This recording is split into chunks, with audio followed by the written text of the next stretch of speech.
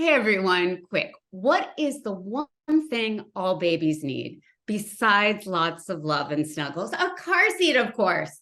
But how do you find the safest car seat for your most precious cargo and make sure that you install it and use it in the safest way possible? That is exactly what we're here to share. And luckily, today we are joined by Joseph Colella, Director of Child Passenger Safety for the Juvenile Products Manufacturers Association, aka JPMA. Joe, I often joke, and you may not be happy with this joke, but that car seat safety isn't rocket science because it's harder than rocket science. But with your help, I am confident we are going to make it a whole lot easier and less overwhelming. Deal? It's a deal. It's a deal. We'll make it as easy as possible. And you're right. I've literally had rocket scientists that were having difficulty with their car seats. So Oh, it's a good joke. that should make everyone feel a whole lot better. Yeah. So far, we're not taking any babies up to space, but in case we'll need to have car seats. Yeah, but I'm really happy to be here. This is a serious topic, Heidi, where Yeah, we have 445 children every single day. So today, 445 children statistically will be injured in car crashes in the United States, and three of them will die, which is a horrible thing. And car seats are really the solution to that. So there's nothing that I'd rather be doing than empowering parents to protect their kids better. Well, we really appreciate that. And of course, we already have tons and tons of questions for you from the What to Expect community. But I want everyone to know that if you have a specific question, please chime in if we're not covering what you need to know. I think we're going to start with the basics, choosing the right seat for your little one. And there are so many to choose from. So again, overwhelming. Yeah, you'd probably like cute and convenient, but always safety first. Joe, what are the must-have safety features for any car seat you buy? And do a lot of parents wonder, do price and brand really matter? Great questions, and I know that those are common from parents. Let me start with an important fact, and that's that all car seats sold in the United States are required to meet stringent safety standards. And those standards are regulated by the U.S. Department of Transportation. And so what that means is that all car seats have been crash tested in several ways, and that their designs will provide good protection for the children they're intended for if they're used correctly. And that's part of why we're here today, is to talk about the correct use. So back to your question, a solid answer is that that you need to buy a car seat that fits your child's height, weight, and developmental needs, because they all meet those regulations, those stringent regulations. And that the car seat that you buy it fits in your car. It can be correctly attached and locked in your car. And then looking at features that you're going to be able to use correctly every time, something you're comfortable with, and anybody that transports your baby is comfortable with. So those are really the keys: is it fits your kid, it fits your car, and you're going to use it correctly every time. And then you may have some lifestyle needs, like the portability of the car seat. If you do use a lot of ride shares, the language of the instructions and the labels, having Spanish language instructions or alternative language instructions available through the manufacturers. So those are some of the other considerations. But all car seats in the United States that are legitimate car seats, and we'll talk about the ones that aren't legitimate a little bit later, but they are all safe. So going beyond that, some models have extra safety features, safety enhancements, and I'll call out a couple of them, but these aren't the only ones. Load legs, as an example. They're also known as stability legs, which improve the performance of the car seat, improve the way they manage energy. Some of them have enhanced side impact protection features, and side impacts are the most dangerous type of crash available, because you don't have a lot of space between you and the impact. Rigid lower attachments manage energy very well and make it easier to install them. So that just calls out a few of the safety enhancements. And then there are convenience features too. Like a lot of new parents, a lot of the people on this call, expectant parents, want to have removable bases, a base that can be left in the car so that you can take the car seat out and attach it to a stroller easily, or carry the child inside that's sleeping easily. And some of them have assisted installation systems that help you to properly tighten the seat belts or the latch belts to your car. Some of them have built-in lock-offs to make attaching to the vehicle easier, or color coding so that the features and the labels and the instructions are color coded to help you use them properly.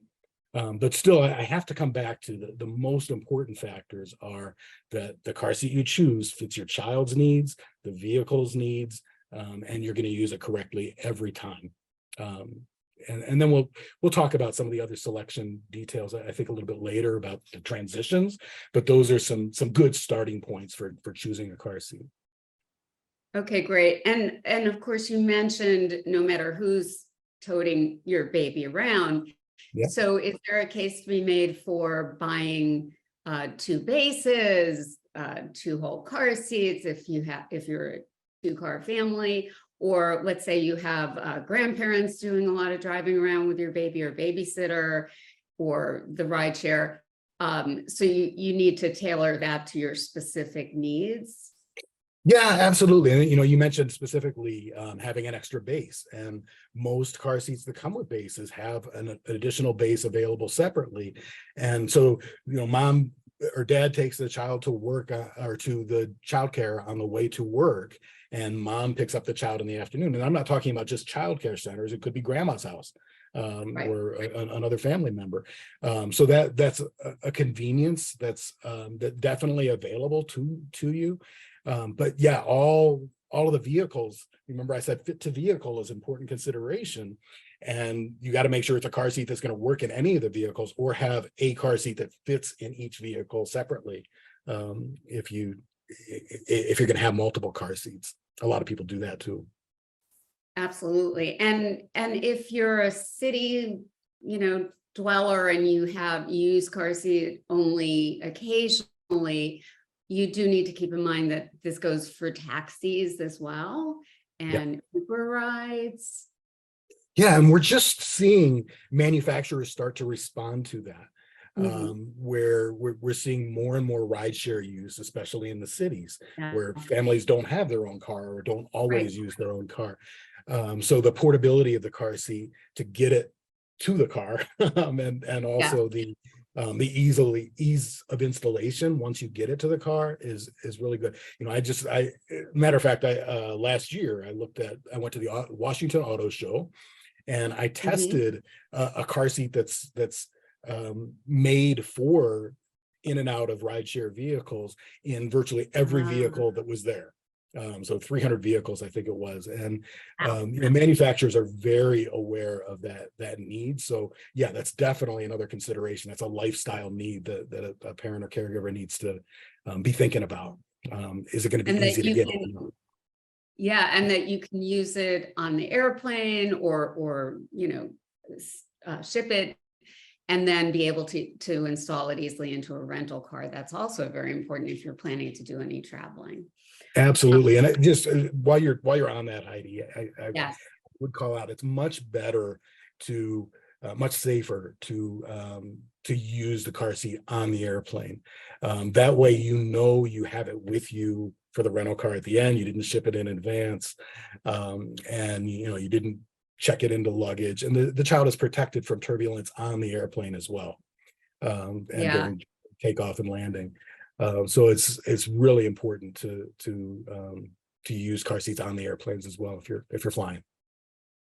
Yeah, and I would argue also more convenient, since you're going to be able to go to, babies, you can eat, take care of your own needs while baby's safely in the car. Yeah, and some parents, I just became a grandpa 2 years ago. Aw, congrats. Yeah, so welcome to the club. I'm not a grandpa, but a grandma. Yeah, it's the best, isn't it? It is. It is. But my son and his wife were taking a trip, and rather than taking the car seat that has all of the features that's heavy and cumbersome that's in their car with them, they bought an inexpensive car seat for $50 that still meets all of the stringent safety standards, Right. but is lighter weight and more easily used and moved around just for that trip. So there's always that option as well. They are so lucky to have you nearby for advice. I have to say that.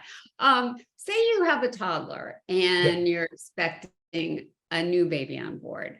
What moves should you make, if any, to make room for baby? And who goes where? If you've already got your toddler in the middle seat, of course, two can't go in the same seat. So what next? Yeah, I mean, there are different considerations. One of the behavioral considerations that you kind of alluded to, where you having the kids right next to each other can be good in some situations, but it can also be, fighting or touching or pinching or, things. Kids are kids. Sometimes moving them to the outsides makes more sense than having one in the middle and one on the outside. But the important thing is that the two car seats that are being used adjacent to each other don't interfere with each other, so that they can both function properly. And manufacturers are also becoming very aware of that. Remember, I'm the JPMA, the Juvenile Products Manufacturers Association, so I'm very aware of what they're producing. And a lot of them are advertising and promoting with certain models what they call 3 across seating. So that means it's a narrower car seat, still meets all the stringent safety standards, still may have the safety enhancements, but they're designed to have more than one of them in a row. And to fit well, but really parents need to be sure that the car seats don't interfere with each other. Another thing that comes up is, I'm expecting a new baby. Should I use the rear facing car seat that I had for my first baby with a new baby and graduate the first child to the next step, a forward facing perhaps? And the recommendation is no.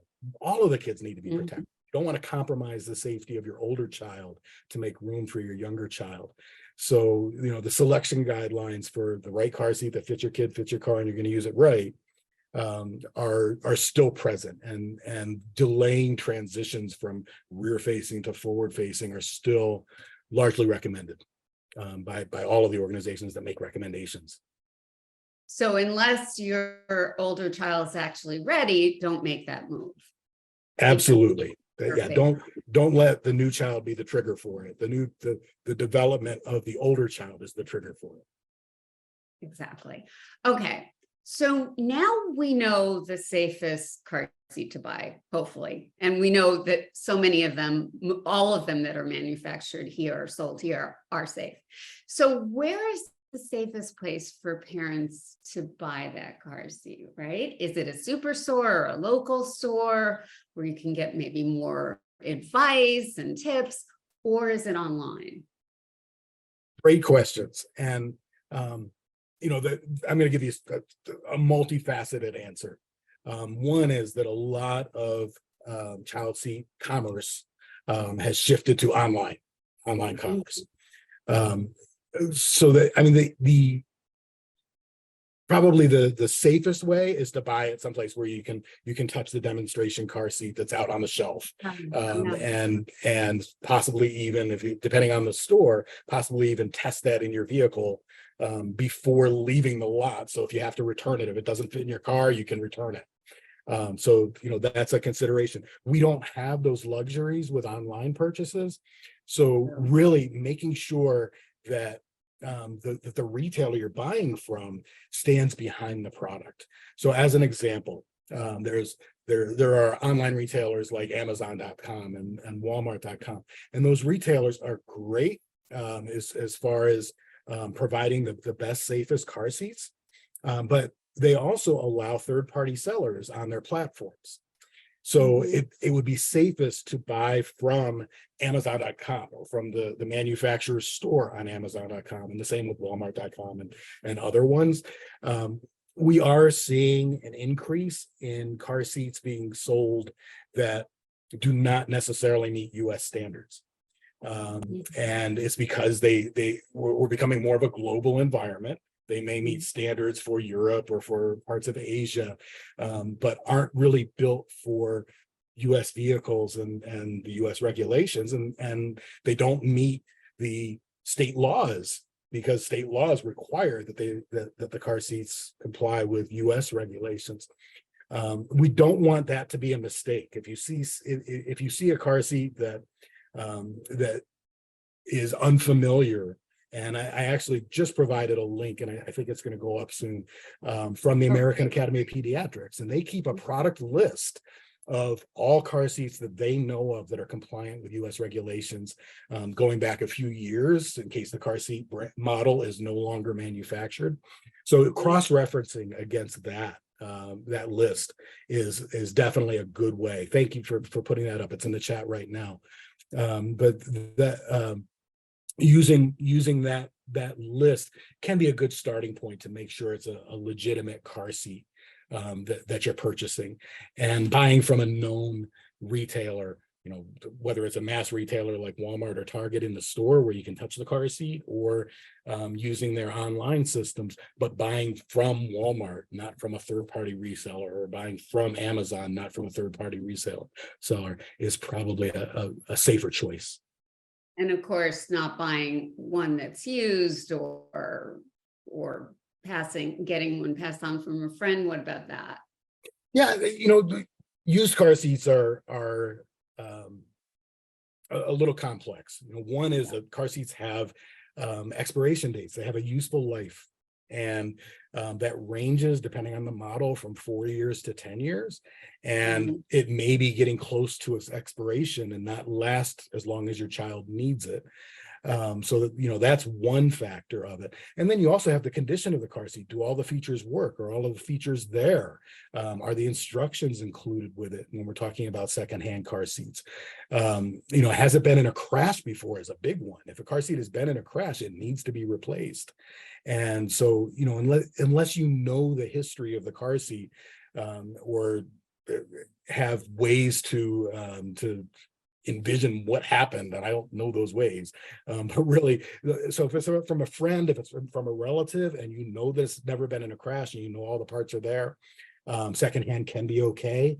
But you don't want to go to an online store and buy a secondhand car seat without some sort of assurance that it's still safe and it's still within its useful lifespan. And I just want to go back for a second to purchasing. If you are springing for a car seat and you're expecting a new baby, should you go for one that is just for infants, or do you want one because babies grow fast? Do you want one that grows with your baby? Good question. Really that depends a lot on the family that's buying, and there's a lot of viewers right now with us. But there's definitely convenience to having a rear-facing only, an infant-only seat that has a carrier function to it, where you can take it in and out of a building with you, or you can put it in a stroller system. A lot of the parents that I know or I've worked with, who have gone for the all-in-one car seats that go rear-facing and then forward-facing, and then they become a booster seat, go back and say, I really need the infant seat too, because of that convenience, that convenience factor. But if you're a very budget conscious family and you want to buy one car seat that's going to last you through several transitions, then an all-in-one car seat or a convertible car seat is perfectly fine. It meets the exact same safety standards. You just have to use it correctly. You have to make sure it's installed correctly, and you have to use it correctly. Yeah. And would you say that a rear-facing car seat better fits the needs of an infant in general? That's an excellent question. And if you asked me that question 10 or 15 years ago, I would have said yes. But that's changed a lot. The manufacturers are far more responsive. So a lot of times for the all-in-one car seats or the convertible car seats, they've added extra inserts or padding to make that car seat fit a brand new baby very well. So That, I mean, yeah, there are definitely fit considerations, but as long as the car seat is designed for children who weigh 4 pounds or 5 pounds or whatever your baby weighs at birth, 6 pounds, 7 pounds, then those instructions that have those weight guidelines in them will be useful. Yeah, absolutely. And you touched a little bit on car seats that are not legit or may not be presenting as what they are. We've even heard of counterfeit car seats, which just the sound of it is pretty scary for expecting parents.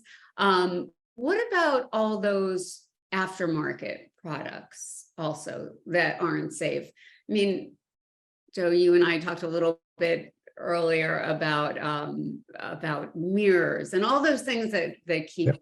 happy, so, or make them more comfortable. So what Yep. are your thoughts? Well, I mean, let's start with just the big categories of counterfeit first. There's counterfeit car seats, and that's when you're buying something that's meant to look like and feel like a legitimate car seat. Right. But it's been made possibly with cheaper materials or by a different company, and it's being sold as something that it's not. That's counterfeit. And we are seeing those where that they do pretend to be something that they're not. And then there's also, I'm sorry, where are you most likely to find those? Would that be, from third-party sellers, from online third-party retailers? Okay. But that's where but knowing where you buy the car seat can be very important. Then the other category, in addition to the knockoffs, the fakes, the counterfeit ones, is the unregulated ones, the ones that are non-compliant with U.S. regulations. Okay. And those are car seats that may meet the regulations of another country, but don't meet U.S. regulations, and so therefore don't meet your state law. So they're kind of illegal to be transporting your child in them. And those, again, if you know where you buy your car seat, that's really important. And if you see something that a pricing difference that looks ridiculous, like you see that the original manufacturer store is selling it for $400 and somebody else is selling it for $150, that's a red flag. It feels good. It feels good to be saving that kind of money as a consumer, but saving that kind of money and compromising the safety of your child is not the right choice. So definitely.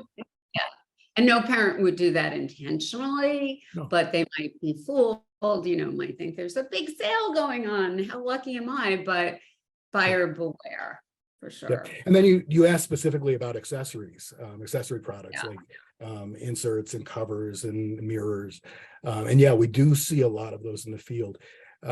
If you talk to a car seat technician, and I'm one of the guys that teaches the technicians, the standard teaching is that those products are not regulated by the National Highway Traffic Safety Administration. So there's not really a benchmark to determine, are they safe, are they not? And as a result of that, most car seat manufacturers specifically say, don't add any accessories that we didn't make or we don't condone. We don't specifically condone. To offset that, a lot of the manufacturers have added their own inserts or their own harness covers for the comfort. So those are available in certain models.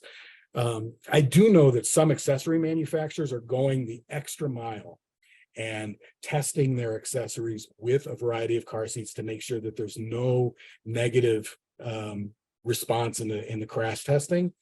But unless a car seat manufacturer expressly allows it, car seat technicians will tell you you may want to be wary of those accessories. Now, those are things that go, when I'm talking about those accessories, those are things that go in between the child and the harnesses or in between the car seat shell and the child. Those are the ones that would be most concerning. When we're talking about mirrors, those also aren't regulated, but I'm a little more lenient on those.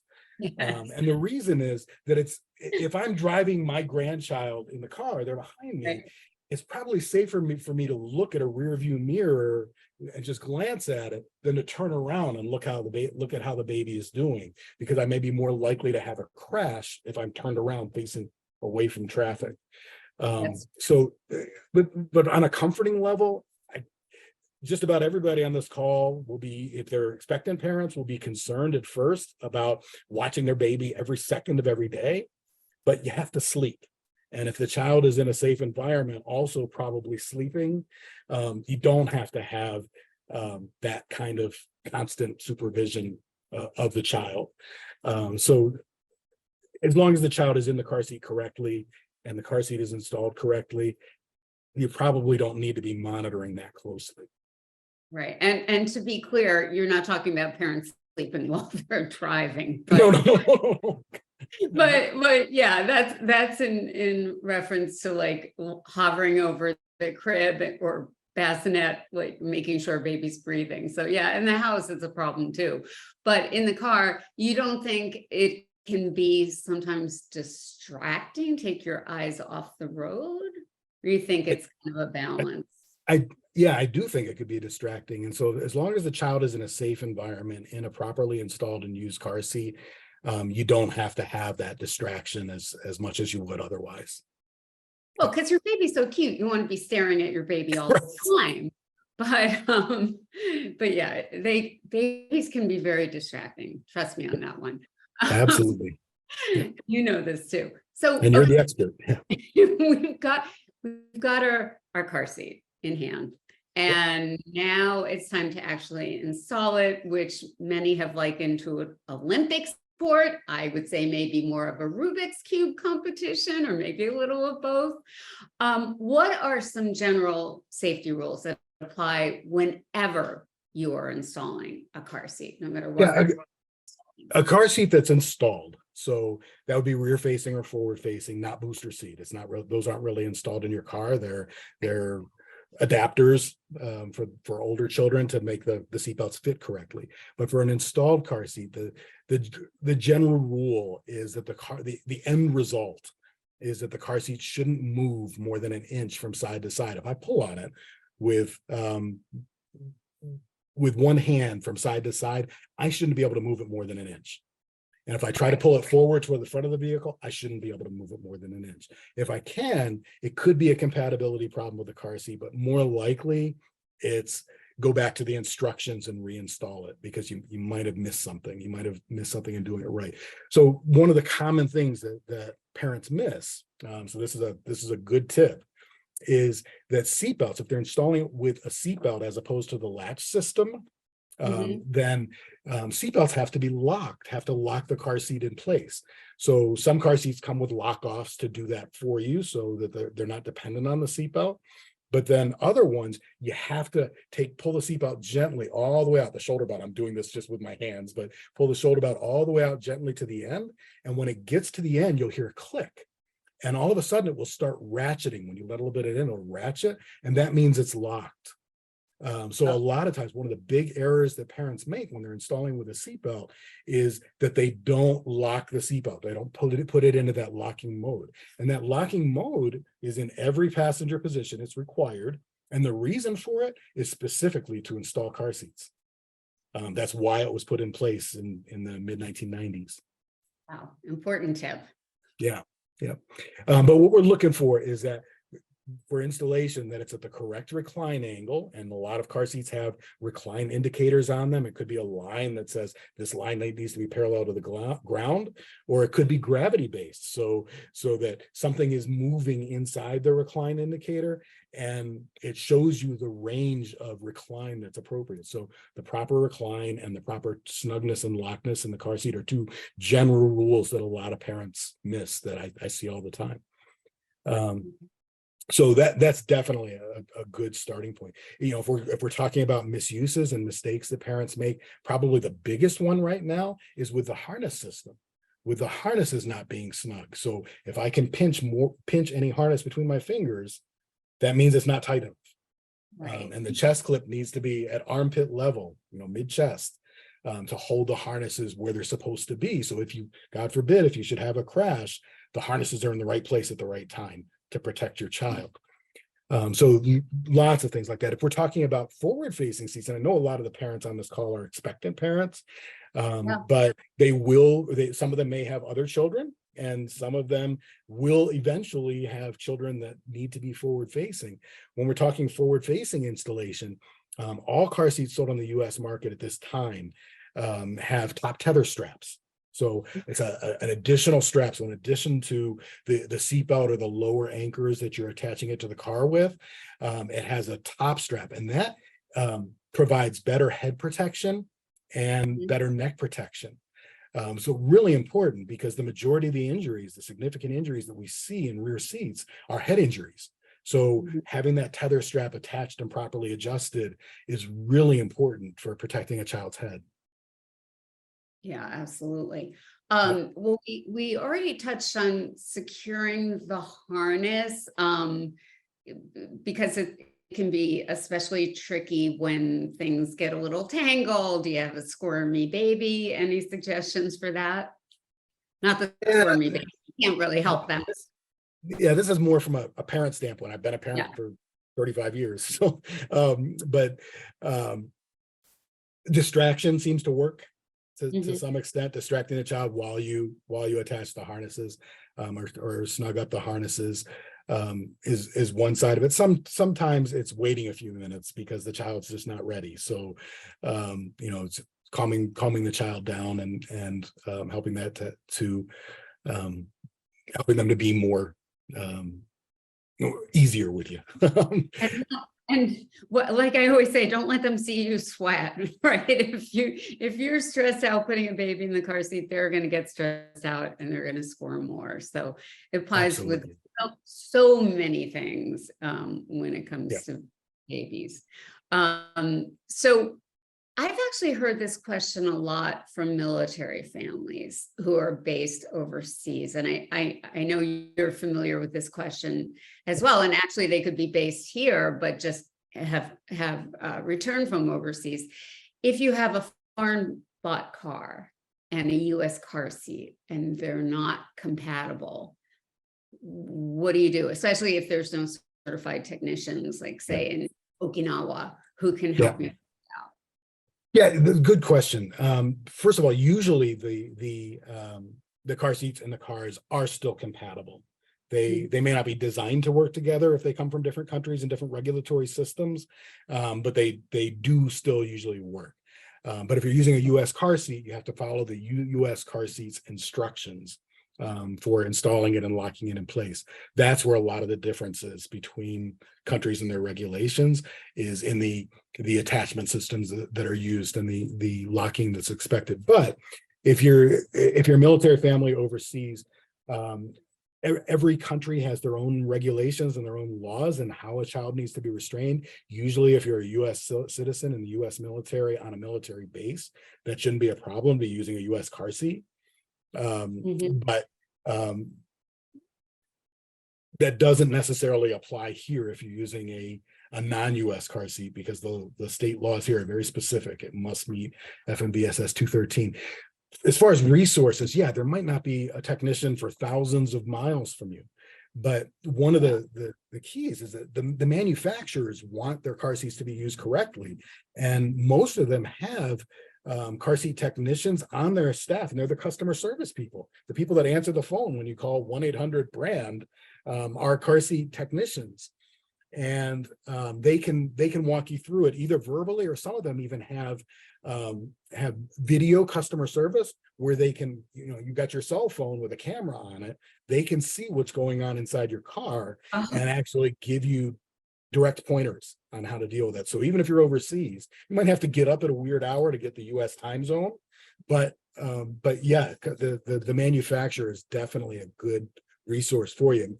One of the links that's going to go up in the chat, and I'm not sure if it's up there yet, is JPMA's car seat help page.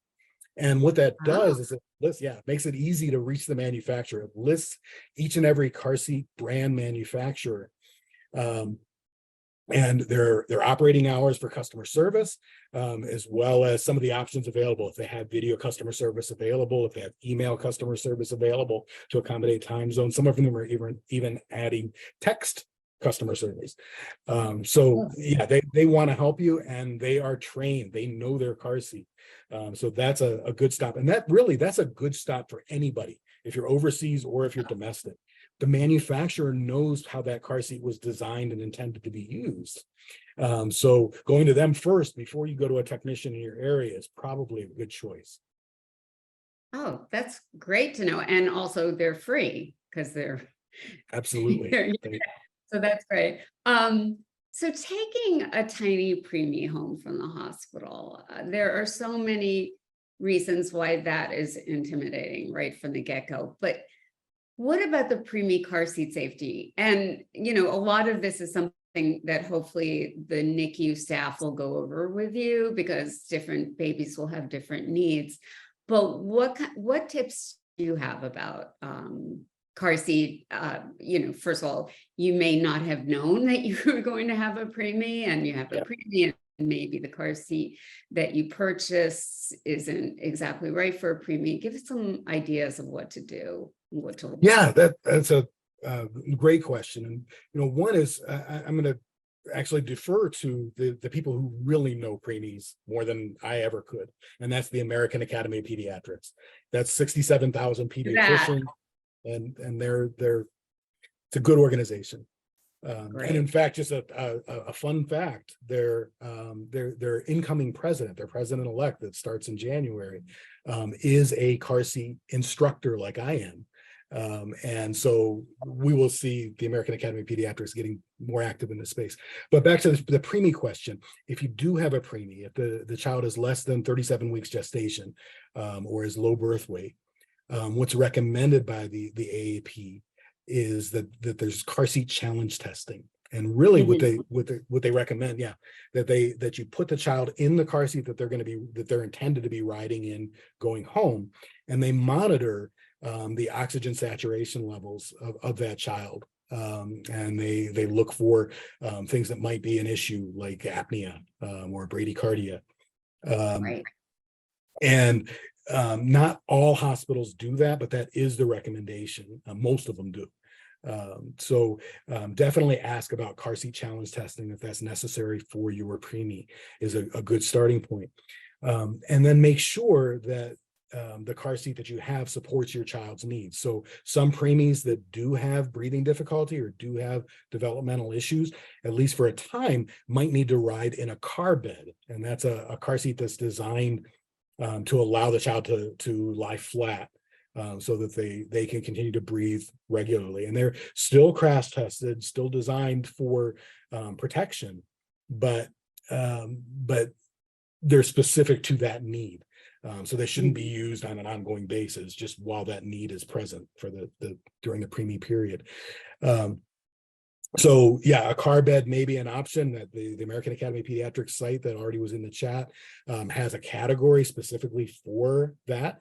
And then some car seats, some more conventional car seats, like the rear-facing infant car seats or rear-facing convertible car seats, have special adjustments that can be made for a preemie. And that could be an insert that's added, or it could even be the straps that hold the child in have a special routing for small or low birth weight infants. So if the child can breathe and can maintain, even though they're smaller, that's going to be an important consideration. And also the minimum weight for the car seat is another consideration. It used to be that most of them started between 5 and 7 pounds as the minimum weight before you could use that car seat. And now some of them are down to 5 pounds or 4 pounds, or possibly even lower with the consultation of a pediatrician or a healthcare provider. Because 5 to 7 is a very big spread. There's a lot of difference between a 5-pounder and a 7-pounder. So I guess with preemies, you're not going to be doing a lot of driving anyway. So best to limit the amount of driving you're doing. So absolutely. Yeah. And in those cases, it's not a distraction to monitor your child. In those cases, it may be necessary to have a parent ride in with the child and monitor the child for those limited transportation necessities that you mentioned. Yeah, absolutely. And now what if you have double the babies? You got twins, and you clearly you need double the car seats. What, and mom just actually asked, keeping my eye on the questions that are coming in about what are the best choices for twins, and do they fit with twin strollers if you're looking for convenience? Yeah, that's a great question. And it comes up frequently. And part of it is a similar answer to what I mentioned a little bit earlier. And that's the car seats that are being sold 4-3 across seating. They're narrower and they're not going to interfere with each other. I think I mentioned it here. I've done 3 interviews today. Busy guy. We're so lucky. I hope you saved the best for last. Of course. And this is the most important of all of them. Absolutely. But the key is that the car seats are allowed to perform the way they're intended to perform. So that they're not interfering with each other, and that you're not, if you're installing with seatbelts or installing with latch systems, that you're not crossing over between 2 systems, or even the attachments aren't interfering. So when you have twins, those are considerations that you want to be aware of. And the general guidelines, and we haven't gone through the transition guidelines yet. I think we're planning to. No, we will. But maybe now's a good time to do that. The general Okay. guidelines are still important for both of the children, or for all of the children if you have even more than twins. So with the American Academy of Pediatrics and the U.S. Department of Transportation, both recommended are identical. And that's that a child rides rear facing as long as allowed by the manufacturer. So until you meet the maximum height of the child or the maximum weight of the child, keep them rear facing. And just a quick question, do weight and length, height matter equally, or are they? That's a great question. Great question. They matter independently. Okay. So if a car seat is designed for a child that is up to 30 inches length or height in its rear facing mode, then when you get to 30 inches, you got to stop using that car seat. Okay. But if it also goes up to 35 pounds and your child is only 25 pounds, that separately has to be considered. So weight or height, whichever one they max out first. Whichever comes first. Yep. Yeah, it's funny because I have 2 grandsons. One was born at 5 pounds. One is huge. And I would say the first one is still so skinny. He's 10 years old, but he lasted so long before he had to graduate, where the other one, outgrew that much faster. So every baby is different. Every child is different. So just your friends or your sister's babies have graduated at a certain age, no peer pressure. Right. Yeah. And a lot of kids in the same class, maybe some of them have already gone front facing, but, and all my friends are front facing and I'm still rear facing or something like that. Right. And that peer pressure can be vicious. But really we're talking about your child. We're talking about your child's life and your child's safety. And one other factor in addition to weight and height that some manufacturers are using is an age. So their minimum age for using a forward-facing car seat may be age 1 or age 2 to use it forward-facing, or they may have a minimum height to use it forward-facing as well. So those are all considerations.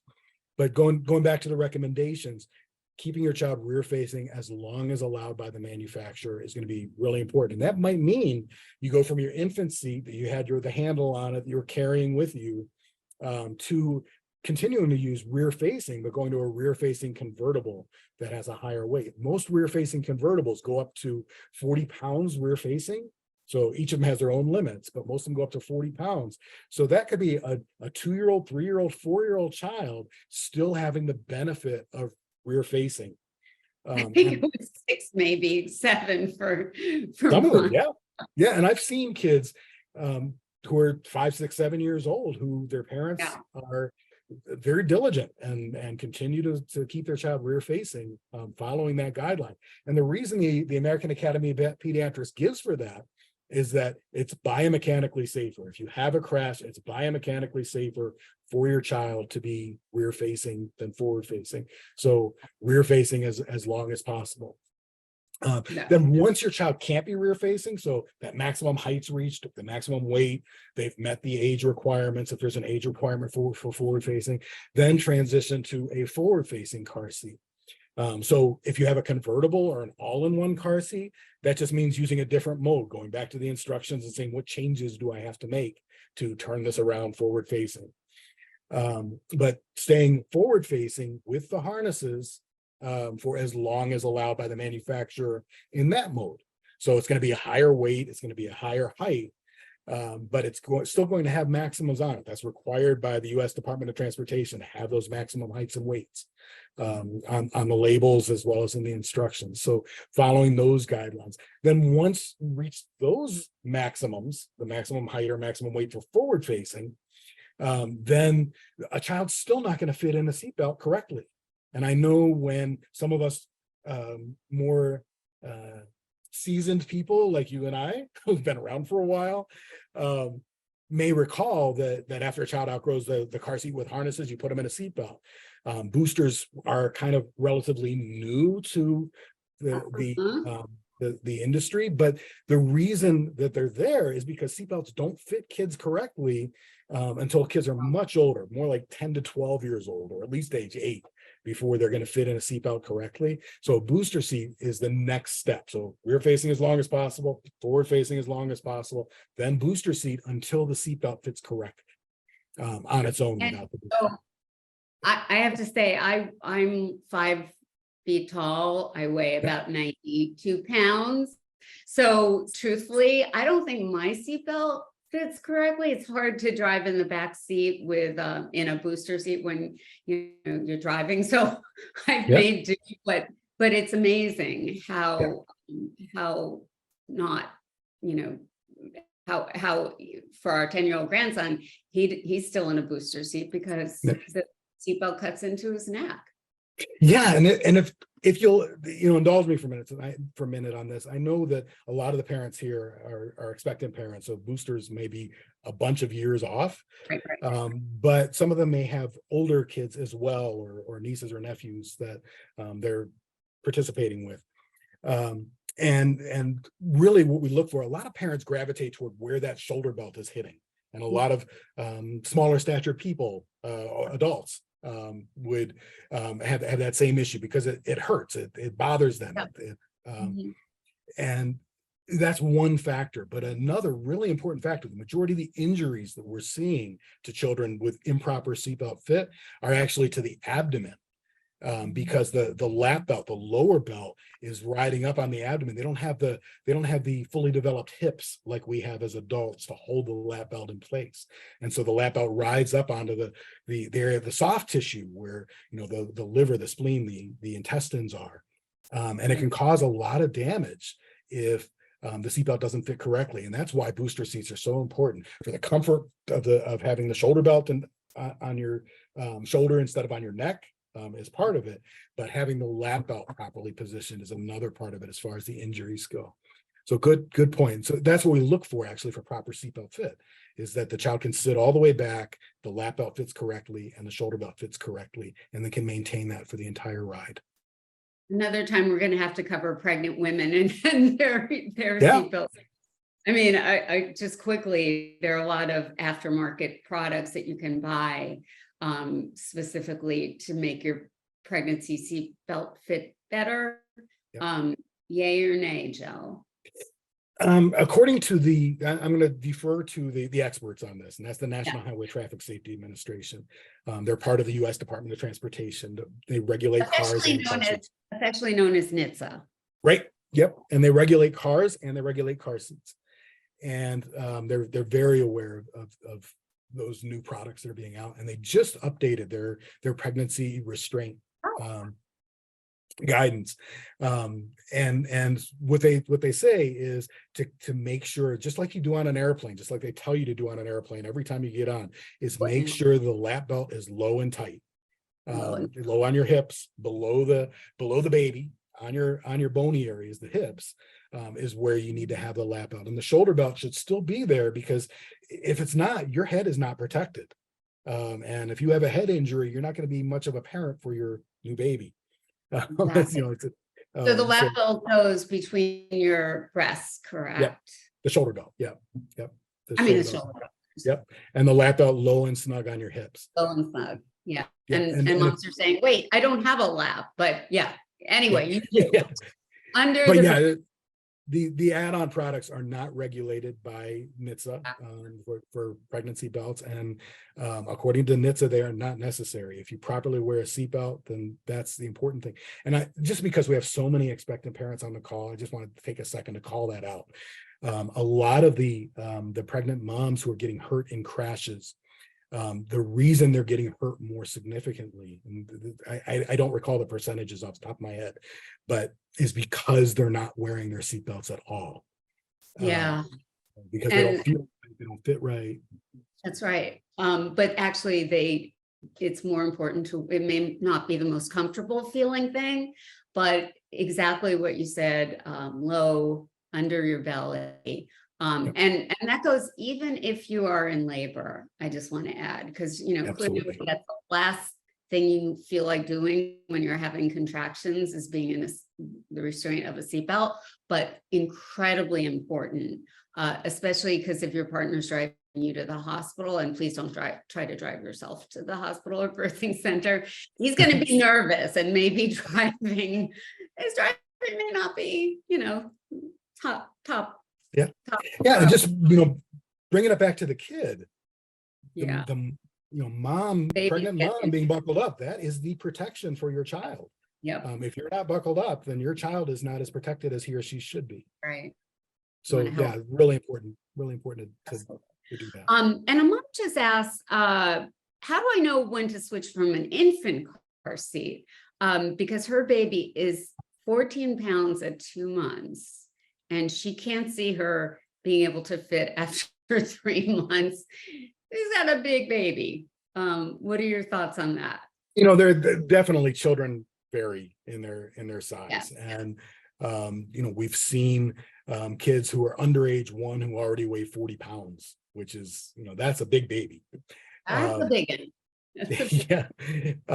But yeah, the which car seat you're using is very specific to the instructions are very specific to what's allowed. So look at the weight and the height guidance.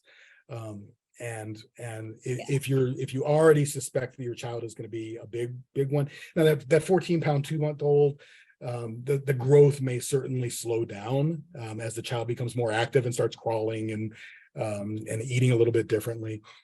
So it may not be an urgent concern, but that American Academy of Pediatrics list of car seats that went up in the chat, and we could actually put it up again, has some guidance built into it. It tells you the manufacturer's retail price is one factor, but it also tells you what are the rear-facing limits, what are the rear-facing weight and height limits for that model, what are the forward-facing weight and height limits for that model. Thanks for putting that.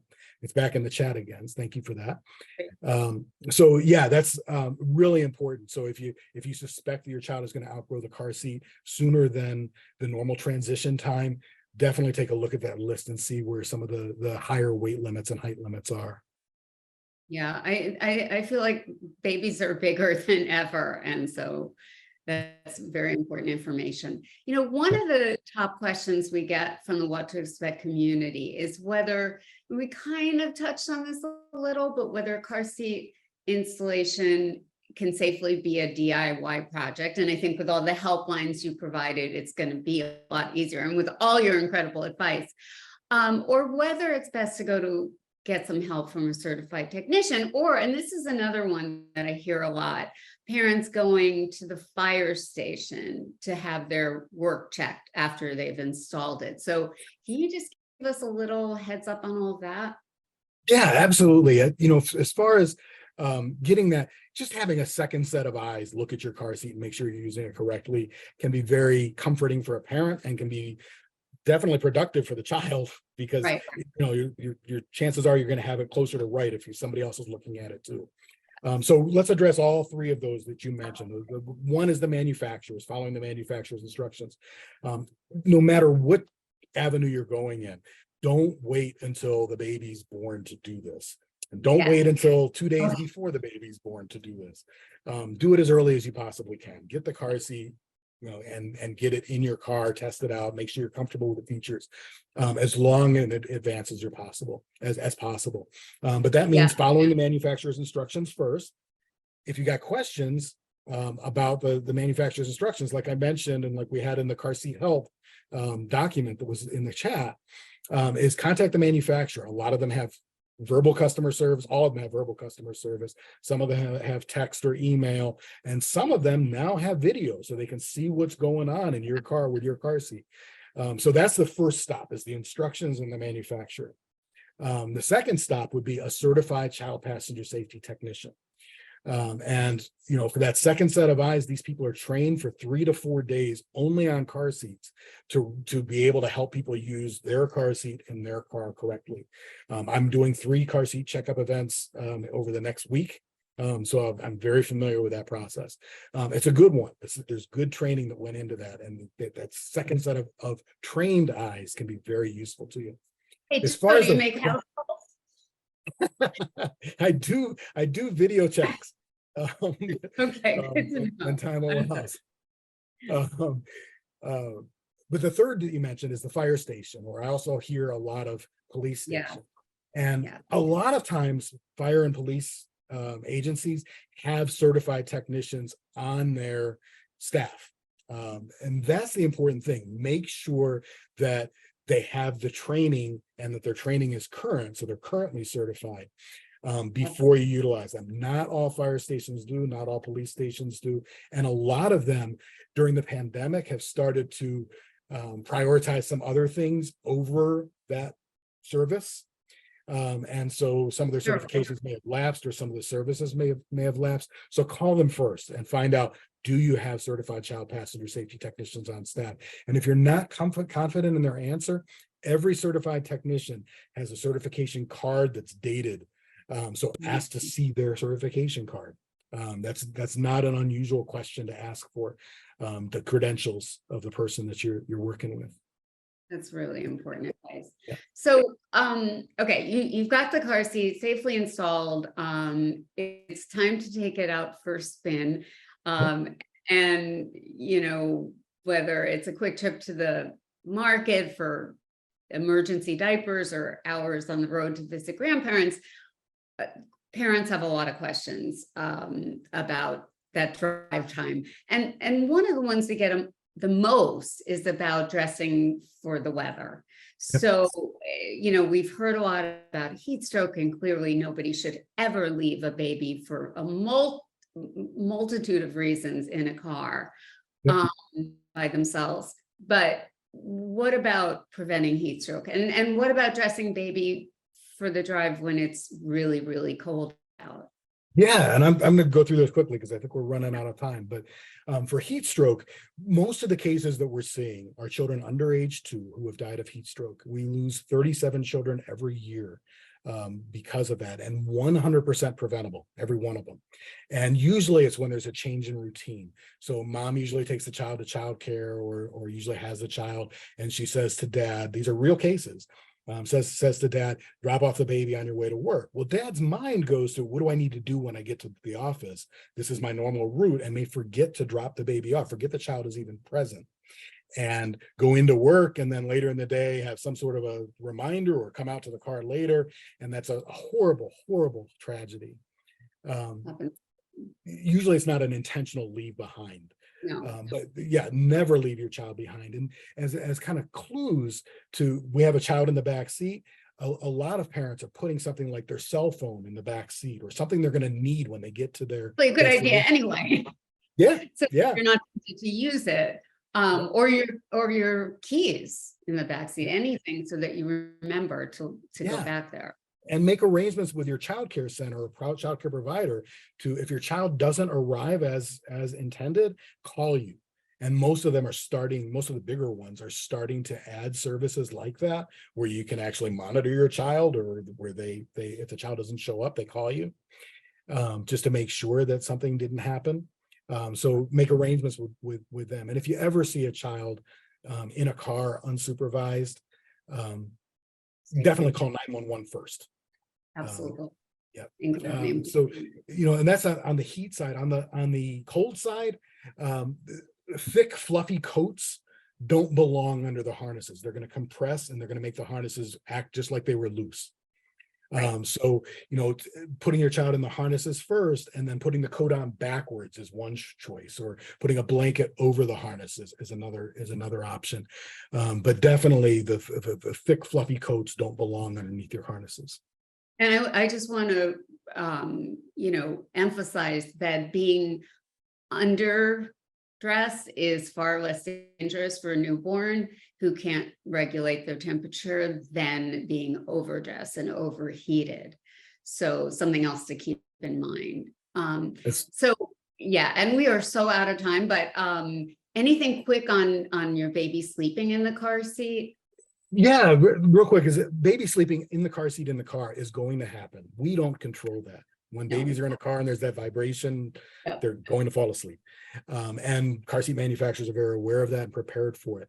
The problem is the parents that don't want to take their child out of the car seat because they're sleeping when they go back inside the house.